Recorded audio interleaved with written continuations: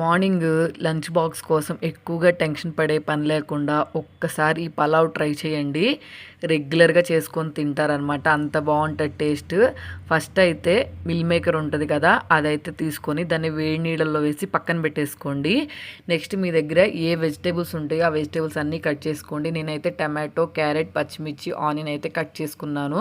ఒక గిన్నె తీసుకొని అందులోకి కొంచెం నూనె, అలాగే 1 టేబుల్ స్పూన్ ఆయిల్ వేసుకొని మన దగ్గర గరం మసాలా ఐటమ్స్ ఏముంటే అవి యాడ్ చేసుకొని అవి కొంచెం ఫ్రై అయిపోయిన తర్వాత మనం ముందుగా కట్ చేసుకుని ఉంచుకున్న వెజిటేబుల్స్, నెక్స్ట్ అలాగే కొన్ని జీడిపప్పు వేసుకొని బాగా ఫ్రై చేసుకోండి.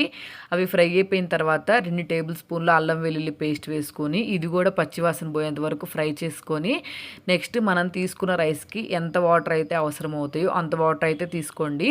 నేనైతే 3 గ్లాసులు రైస్కి తగ్గట్టు వాటర్ అయితే తీసుకున్నాను. వాటర్ కొంచెం హీట్ అయిన తర్వాత మిల్ మేకర్ ముక్కలు, అలాగే టేస్ట్కి సరిపోయినంత సాల్ట్ వేసుకొని కొంచెం పుదీనాకు, కొంచెం కొత్తిమీర వేసుకొని ఈ వాటర్ బాగా మరిగేంత వరకు మరగబెట్టండి. మరిగిన తర్వాత మనం ముందుగా నానబెట్టి ఉంచుకున్న రైస్ని అయితే యాడ్ చేసుకొని సేమ్ మనం నార్మల్గా రైస్ ఎలా ఉడకబెట్టేసుకుంటామో అలా ఉడకబెట్టేసుకున్నాం అనుకోండి, మిల్ మేకర్ పలావ్ అయితే రెడీ అయిపోతుంది. మీరు నమ్మరు కానీ టేస్ట్ అయితే అద్దిరిపోతుంది. ఒకసారి ట్రై చేయండి. మీ పిల్లలైతే రెగ్యులర్గా ఇదే కావాలి అని అడుగుతారు.